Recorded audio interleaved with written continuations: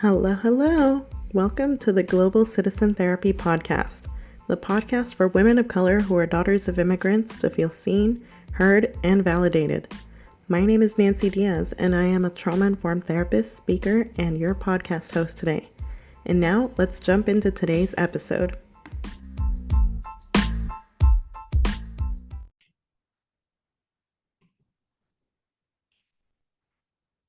Welcome back to the Global Citizen Therapy Podcast. Oh, no.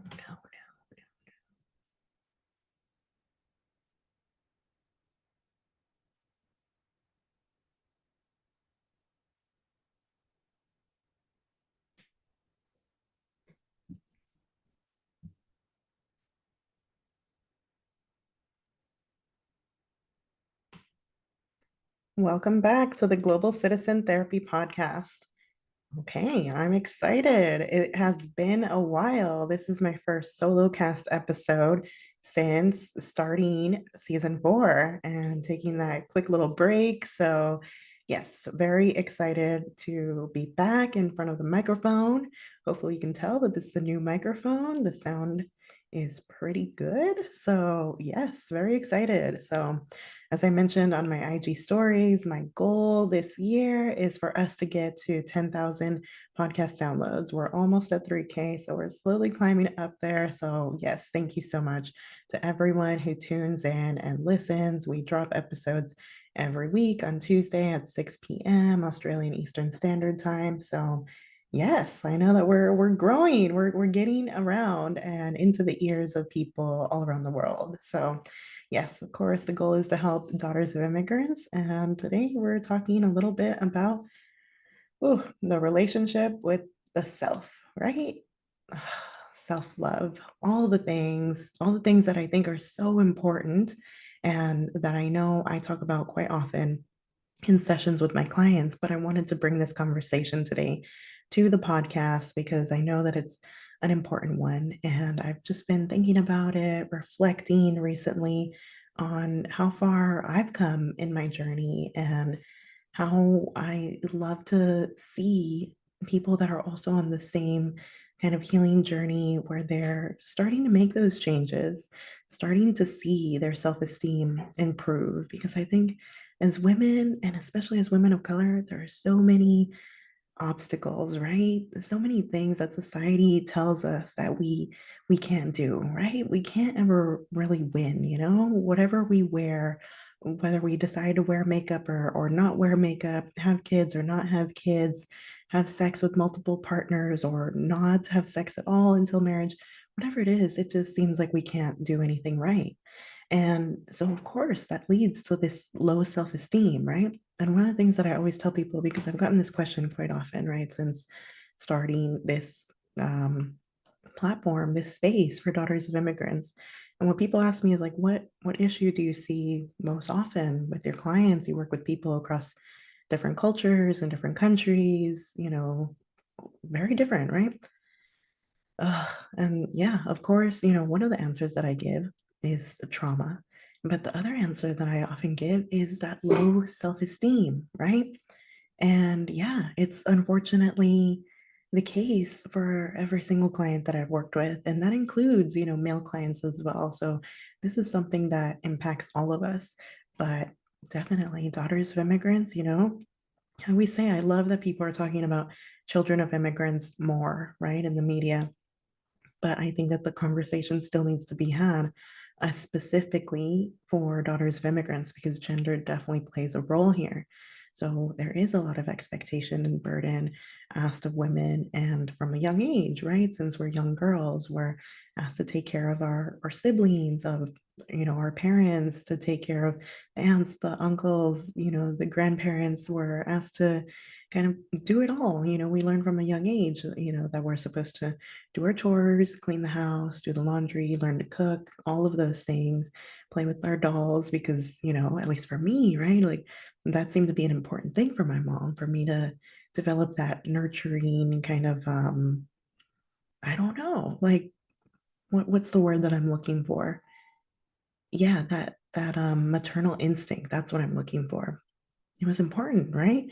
And so we're expected to do all of those things, develop that maternal instinct, all of that, and still, go to college, have a career, get the good paying job, and find a good partner, a good romantic partner. And yeah, of course, there's this expectation as well of being the good girl and of, making sure that you don't bring shame or disrespect or dishonor to the family. And this is definitely something I see, across cultures that, yeah, of course, women are supposed to be very pure and very innocent, cross their legs when they sit, even if they're not wearing a dress. That was a big one in my family, right? But yeah, so many things, right? And especially when it comes to sexual partners and sexuality and all of these things related to sex. Yeah, it's definitely something that I think that we have to talk about because, yeah, I know that I mentioned this, in the last two episodes in the interviews that I had, but yeah, without that self-esteem, if we don't work through that shame and that guilt when we have more than one partner, then yeah, it can definitely go into our future relationships with us. And so today I wanted to talk a little bit about this relationship with the self that I think is, the one that we talk about the least, but is the most important. And I love that more and more artists and celebrities are talking about this, right? That you can't love anyone else before loving yourself, right? RuPaul from Drag Race talks about this, right? Says this after every episode, right, of her show. So I love that. And that's so true. And I think that, yeah, as young girls, we don't learn that message enough. At least I didn't learn that message at all. I didn't get that message from parents or from other family members or from friends of you need to work on yourself first before you can go into a relationship, right? It's just, like no, go and find that boyfriend, go and date and do whatever it is that you need to do, but make sure that you come back with the partner because of course our society places so much emphasis on finding that romantic partner, on getting married, on having kids, on doing things the traditional way. And that's why, if you're of a certain sexual orientation, that's not okay. If you choose not to have kids, that's not okay. If you decide to have more than one sexual partner, that's not okay. If you decide to have sex before marriage, that's not okay. That's all of these things, right? We're told that's not okay. And so, of course, that leads to so much shame and guilt and anger and resentment and frustration and feeling like we're never enough, like we can't ever please our parents, right? And I think this is the other thing that I've noticed quite a lot with us as daughters of immigrants, right? That please, that parent pleasing behavior, right? It's it's something that I see so often. We talk a lot about people pleasing, right?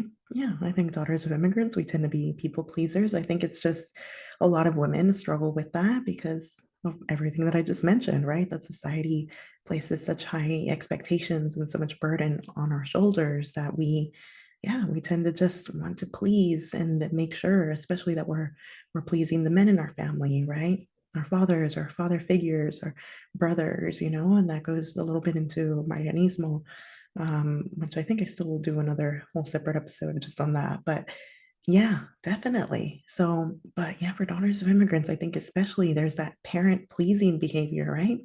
And that makes sense. I mean, our immigrant parents have sacrificed so much for us and they've told us since a young age, they've drilled it into us like we did this for you, we did that for you, this is all we ask. And of course they make it seem like they're not asking for much, right? And they often try to guilt trip us into doing things the way that they want them done because they say, well, we did so much for you. And of course for most of us we're just like, well, we didn't ask for this. We didn't ask to be born into this immigrant family where all of a sudden I have anxiety and depression because, yeah, oh my God, there's so much on my shoulders. There's so much burden. And yeah, so we do everything that we can, right?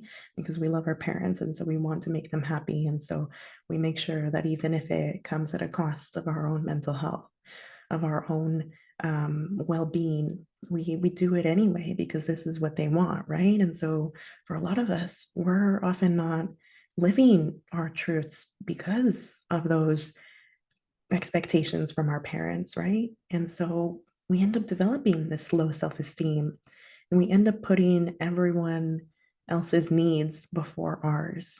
And this again goes back to us just thinking, well, this is what I've seen growing up, right? Especially the women in our families, they tend to always be doing everything for everyone else, right?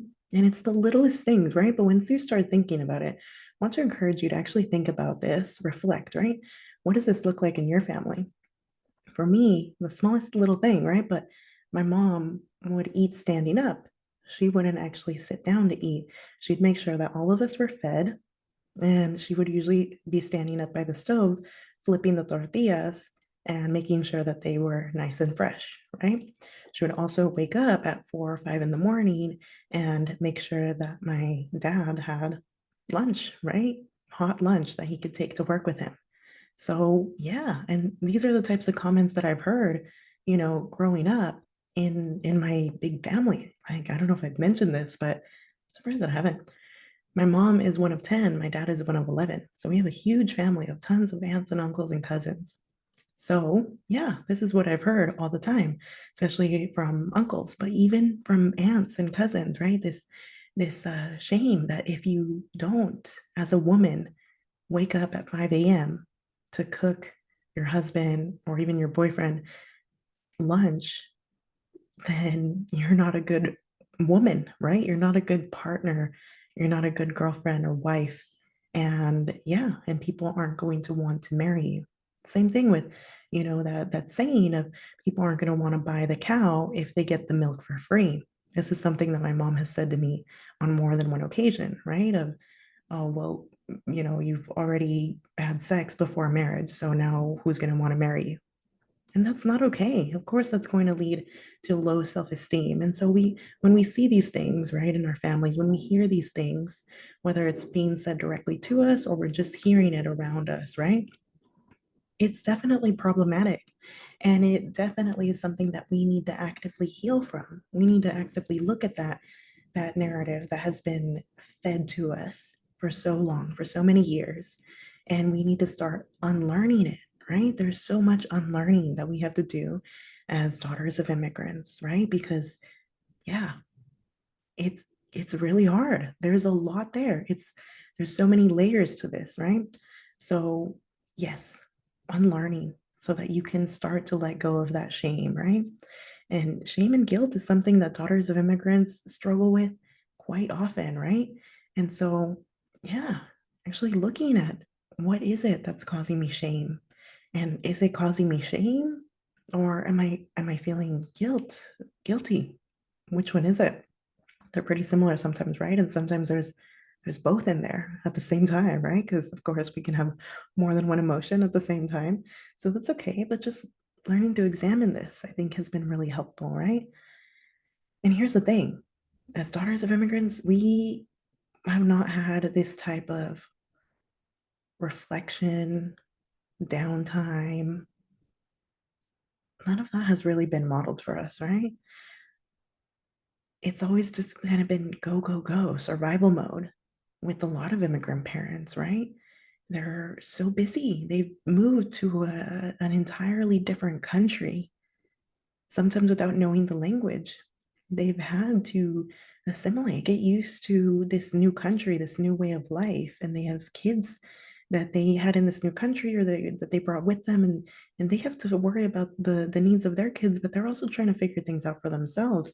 So yeah, they're often working multiple jobs just to make ends meet, right? Or they're learning the language of the new country or whatever it is. But yeah, so they didn't have that luxury, that privilege of being able to have that moment to reflect, to work on themselves, right? To think about, what am I actually passing down? What are my children seeing? That is a luxury and it's a privilege, right? And it's one that we as daughters of immigrants often do have that they did not have. And so then, of course, there's that cycle of guilt again, right? Because they're like, oh, well, it's not fair that they didn't get to have that and I do, right? But if you think about it that way, like, man, I just think so many daughters of immigrants, we have the privilege to work on this, right? To work on ourselves, to go to therapy, to invest in a financial coach, to go to workshops, to retreats, to do all the things, all the amazing things, or even if it's, just resting, even if it's just journaling, painting, doing some of the things that you love, right?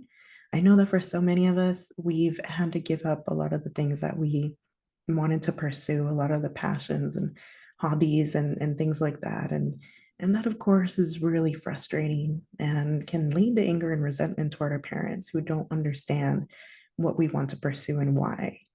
But yeah, of course, we can understand why they didn't want that for us. They wanted that financial security, that stability that, a more traditional job would provide us.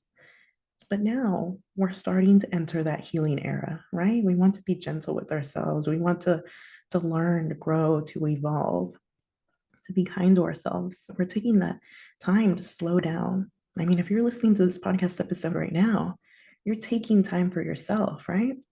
It's the same with my clients. Like when I ask them, sometimes we do these self-care check-ins, right?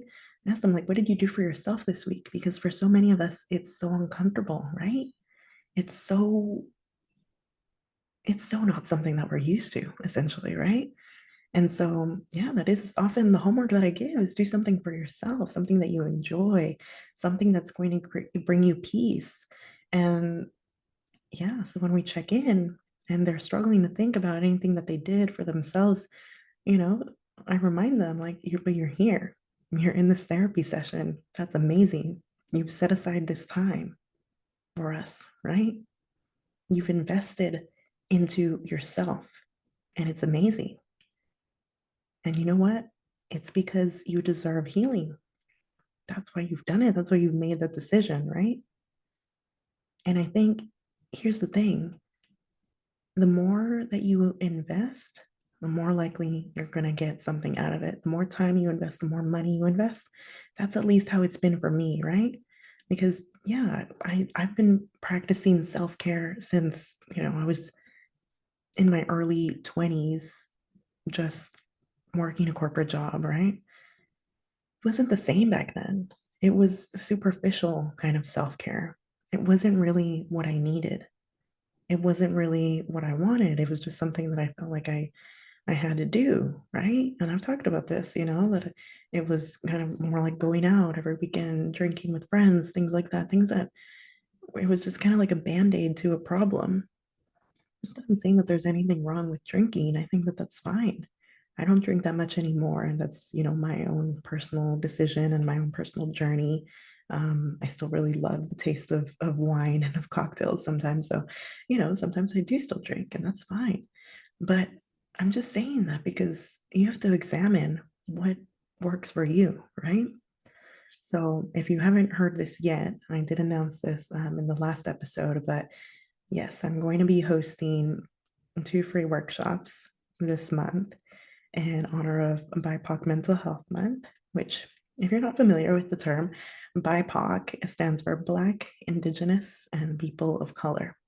And I've just realized that I've kind of been throwing that term around, but really it's a term that's used in the U.S. and that isn't well known in other countries. So if you're listening, I just wanted to throw out that clarification.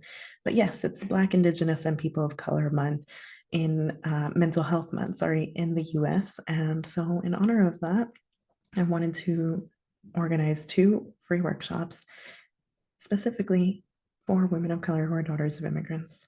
So if you're interested, the link is going to be in the description of this episode.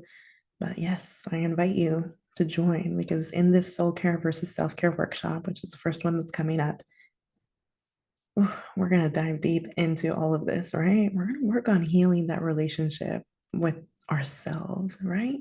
With that self and with rest and with self care. Because here's the thing, you can't have self care without self love, right? So we're going to work on that, right? I think that these are 2 very important things. You can't practice true self care, the type of self care that's going to nourish you, replenish you. You can't really do that without working actively on that self love first, right? Because practicing true self care is an act of self love, right?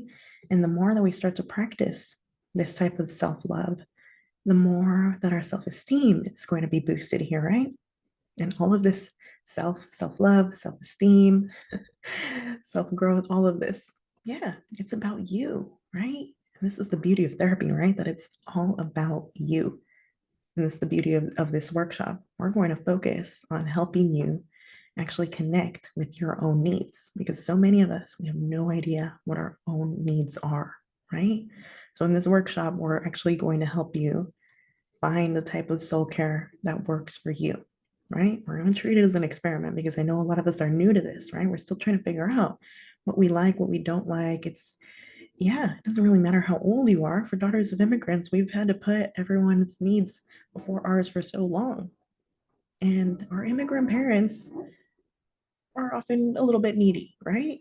Not a bad thing. It makes sense. They've been through a lot.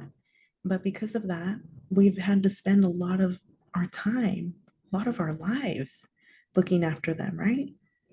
For me, from a young age, right? Making sure that I was translating and interpreting for them and helping them with, when they bought properties and finding them tenants. And all of this led into early adulthood. And now I'm just now finally able to take a step back, mostly because I've moved abroad and it's harder for them to rely on me, right? But yeah, in this workshop, we're going to actually talk about how you can start to set a little bit of those boundaries, right? Talk about the different types of self-care. Because here's the thing, setting boundaries, that's self-care. Looking at your finances, that's self-care. Helps with your financial health, right? Doing a workout, that's self-care. Anything. And we're talking about the things that are not even sexy. Part of my list on my soul care and daily to-do list is now tidying up. And I actually realized that, wow, when I added that to my morning routine, actually starting the day by making the bed and tidying up the kitchen and the living room and things like that, whoa, I feel so much better. And it's about decluttering, right? And I knew this since like years ago that decluttering actually helps with anxiety and depression, right? And cleaning up your physical environment can help a lot, right? And it's something that we really put off a lot and we don't do, right? Even when I say this to clients, like, oh, this could be helpful. They're like, oh, but and it's the same for me. Don't worry. So that's totally fine. But yeah, now that I started doing that, it's been great. And same with decluttering my digital workspace. If you are not in the habit of doing that, I recommend that you start doing it. Something that recently, yeah, I started closing all the million tabs that I have open at one time, and it really helps. So we're going to find the things that work for you, right? And just keep in mind, attend this workshop with an open mind and knowing that you're not going to find all the types of soul care that work for you in that workshop. It's just to give you that formula, right?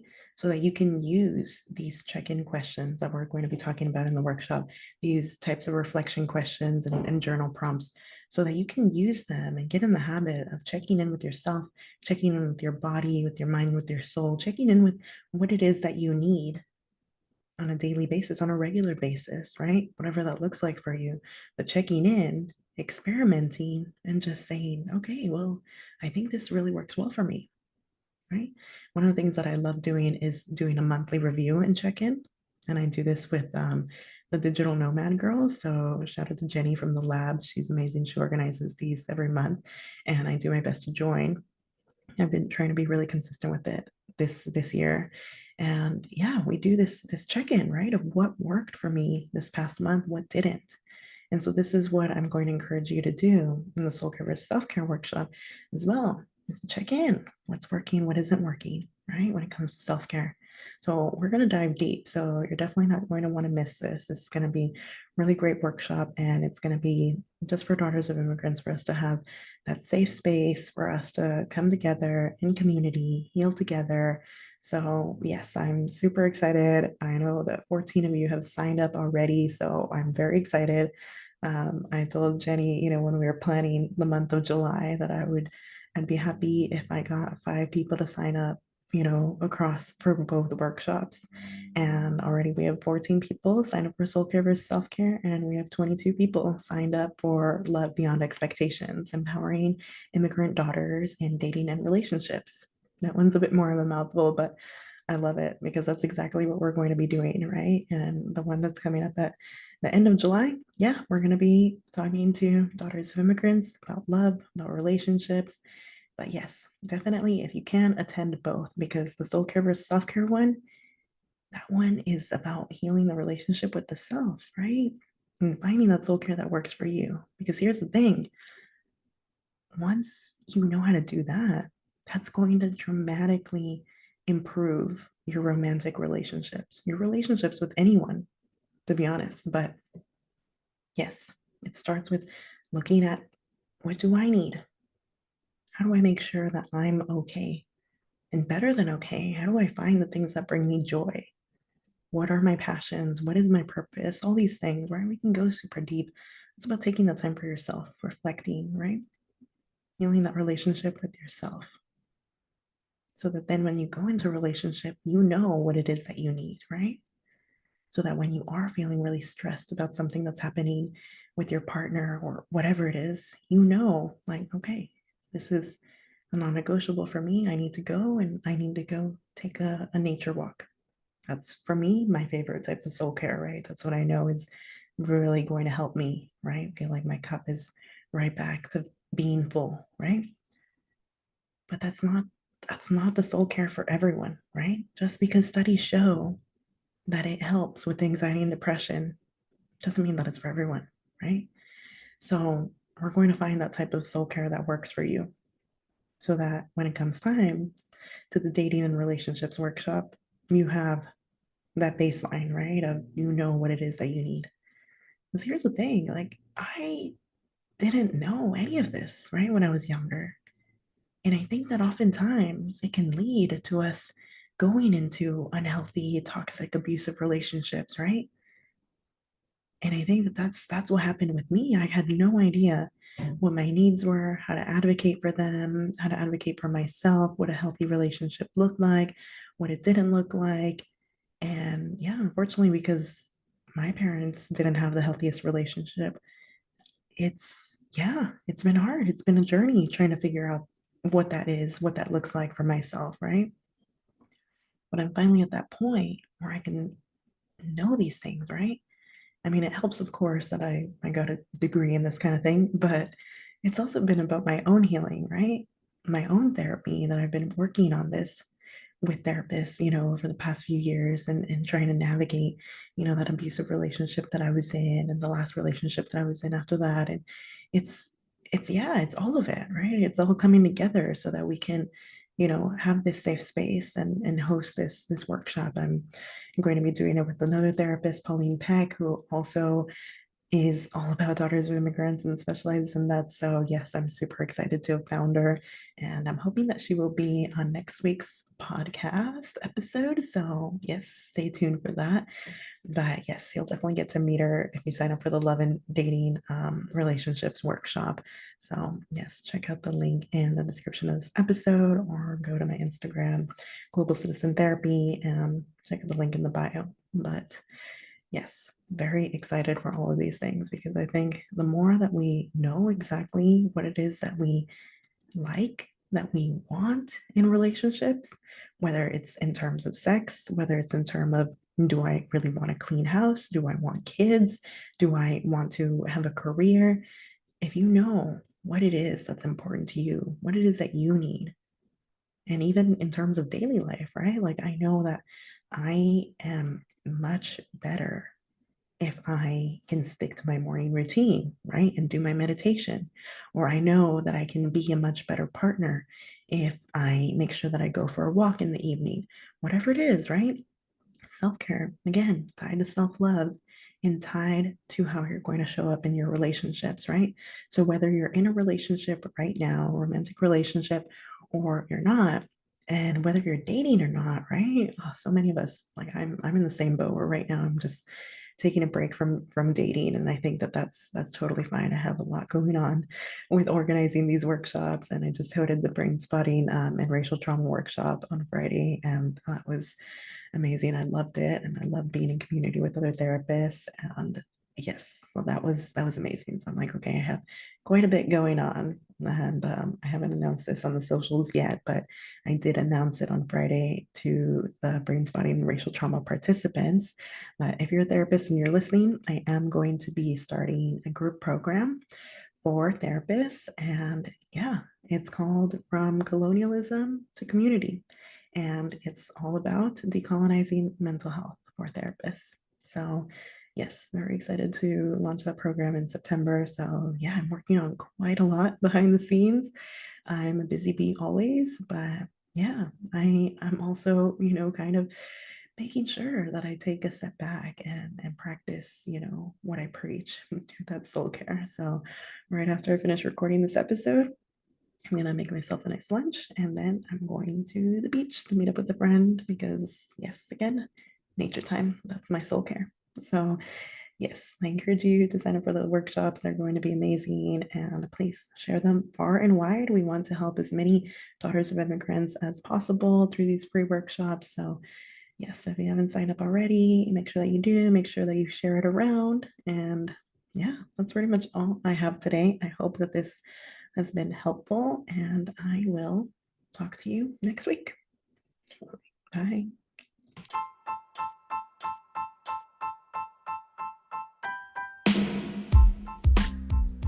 Thank you so much for listening, and I hope you enjoyed today's episode. As always, I am here to be open, honest, and vulnerable with you because you are not alone. If you want to support this podcast, please make sure to leave a review so others can find it as well. If you're interested in working with me, you can find me at www.globalcitizentherapy.com. And if you'd like to heal your relationship with self-care and learn more about how to find the type of soul care that works for you, you can find the link to my workshop in the description of this podcast episode. Thank you again, and see you next time.